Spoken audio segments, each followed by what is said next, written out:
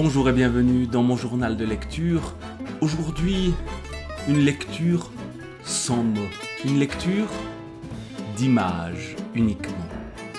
Sabre, un livre signé Éric Fer ou Ferès, je ne sais pas trop comment ça se prononce. Un livre d'images, une bande dessinée et uniquement dessinée. Le seul texte qu'on trouve, il est ici, en 4e de couverture. Le Pléistocène, il y a 15 000 ans. Tel un présage, un étrange éclair s'abat au sommet d'une montagne. Au même moment, un petit tigre à dents de sabre voit le jour depuis le fond d'une grotte.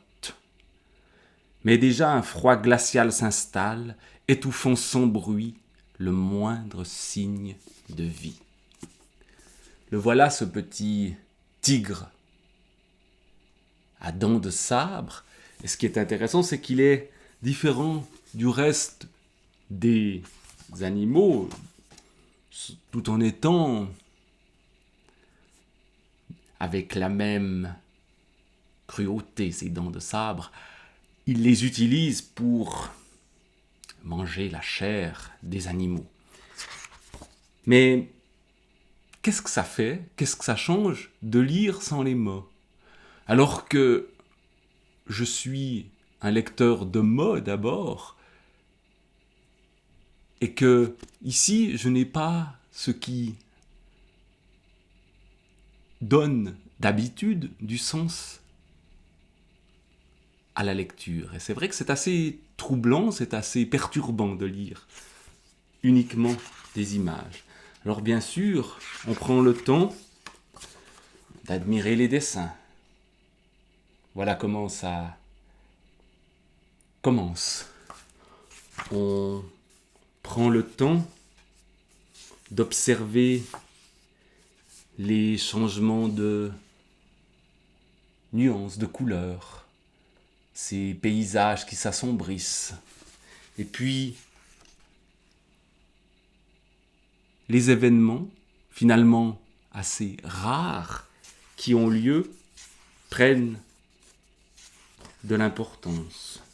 Tout d'un coup, il y a des présences animales dans les paysages, des yeux. Mais à peine visibles. Et puis, de plus en plus, cette présence animale devient réelle. Et l'éclair, voilà l'événement important, l'élément perturbateur, comme on dit dans les schémas narratifs, et la naissance du fameux tigre à dents de sabre qu'on va suivre ensuite dans un monde où petit à petit la mort survient. Voilà notre petit tigre qui a l'air mignon, mais qui n'est pas si gentil que ça.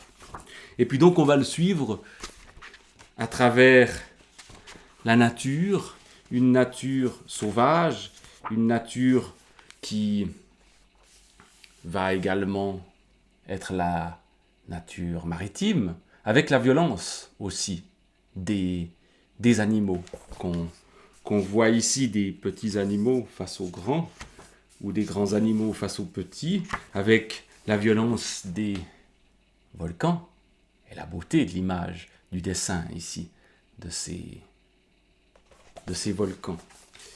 Et puis,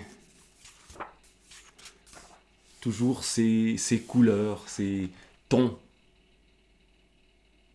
qui évoluent tout au long de l'album, mais qui finalement donnent toujours un côté un peu uniforme au dessin, avec quelques détails qui ressortent dans la manière dont tout ceci est dessiné. Je ne vais pas parcourir tout le livre, notre tigre aime manger de la chair, comme on le voit ici. Et petit à petit, c'est effectivement la mort qui s'installe et aussi le froid. Et les tons, évidemment, vont changer, comme on peut le voir ici. Bref, c'est un voyage dans les couleurs, c'est un voyage dans le passé, c'est un voyage dans le monde animal qui se lit évidemment très vite, mais qu'on peut reprendre, refeuilleter, comme je le fais en ce moment au fond. C'est un voyage aussi à travers la galaxie, l'univers. Les échelles changent, on est tantôt tout proche de la Terre, tantôt très loin, tantôt dans des paysages grandioses, tantôt dans des gros plans. Et je trouve ça effectivement très beau.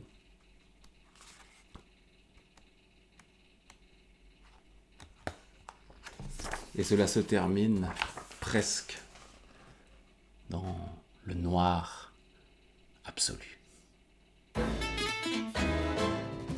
Voilà, Sabre, c'est le petit tigre là-dedans.